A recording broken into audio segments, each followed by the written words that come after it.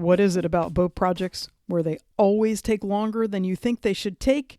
Sometimes it's got nothing to do with the other projects you need to do to get them done, but just about the decisions that you have to make. And yeah, those take a ridiculously long time. Hi, I'm Nika Waters, and today on the Boat Galley podcast, I'm sharing that fact that decision creep is as big a deal for boat project completion as is project creep. Today's episode of the Boat Galley podcast is sponsored by FastSeas.com, budget-friendly weather routing and passage planning for cruisers by a cruiser. Plan your next passage using FastSeas.com. Whether you're after speed or comfort, FastSeas will find the optimum route to your destination. Use coupon code BG20 for an exclusive 10% discount. FastSeas, making weather routing simple. That's FastSeas.com. If you've been following along with the podcast for a while, you know that we're in the process of a great big massive monster refit on Calypso, the boat that we've owned since 1992. We're enjoying this refit. Honest, we are. It's going along just swimmingly and beautifully, and everything goes absolutely according to plan. And no, this isn't April Fool's Day, and yes, I'm being 100% sarcastic. Because the thing with boat projects, they either morph into other projects that need to be done, or for some other reason, they wind up taking a whole lot longer than you ever would have expected.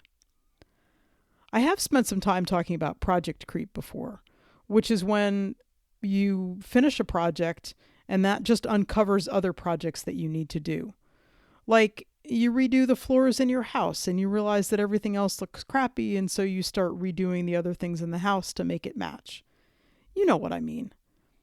Sometimes with boats, project creep is almost a backwards kind of a thing, where when you're working on one project, something else gets uncovered that you need to finish before you can actually go to do the thing that you planned on doing. We had this happen when we were going to get our dinghy ready to put back in the water. And we realized that the dinghy plug somehow had gone missing. And before we could put the dinghy in the water, we had to get a new dinghy plug, which meant sourcing a new one and going to find it and then doing all the work to putting it on. And then we could finally put the dinghy in the water. But there's another delay associated with projects that often doesn't have anything to do with anything you have to physically do to get it done, but it's just plain decisions. Decision creep is absolutely this weird delay-inducing angle to project creep that doesn't seem like it should be that long or hard. And I am here to tell you, unfortunately, decision creep can take a really long time. It's crazy. This came to head for us this last week when we were working on the boat, and it looked like we had this relatively simple project to do. We were shaping the bulkhead and prepping it for installation. Now, there's a whole lot of other conversation about what that particular project involved that has nothing to do with that particular simple sentence. We're just going to go with it was a simple thing that we needed to do to shape the bulkhead and prep it for installation. But part of the thing is that the bulkhead where it's going in is where it intersects with the floor, and also where it intersects with the fore and aft pieces of wood that form the inboard side of the quarter berth and underneath the fridge. Well, if you have this kind of it's at a 90-degree angle, this right angle bulkhead that comes down onto a fore and aft bulkhead, which one is more inboard? What do you do with the finished edge? Where does that go? And then we realized that before we could even make that decision as to where the bulkhead comes out and whether we're seeing a raw kind of unfinished edge or just a smooth piece fore and aft, we needed to figure out where we needed to cut back the existing piece of fore and aft bulkhead that we had left from when we ripped out the rest of it. And that involved thinking about the ladder that we needed to put up and how we were actually going to get down to the boat from the companionway.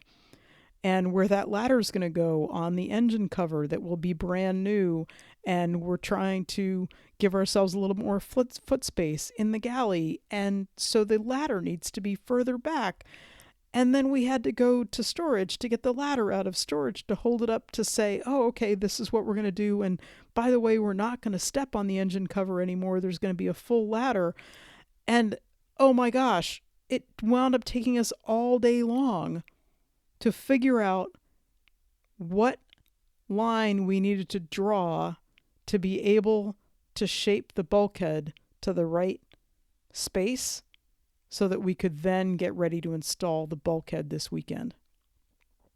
No, we didn't do any ladder building or engine cover building or any other building. We just had to make a decision, and it took us forever. So don't underestimate the amount of time, the decision creep, just the amount of time it's going to take you to make a decision that will enable you to finish the project in the way you want to. Decision creep is as responsible for project creep in terms of time as anything else, even if all you need to do is make a decision. All the decisions will go into one day us being able to share an anchorage with you, and I cannot wait. Thanks so much for listening to the Boat Galley podcast. We love it when you share our podcast with your friends and leave us a wonderful 5-star review. We'll talk to you next time.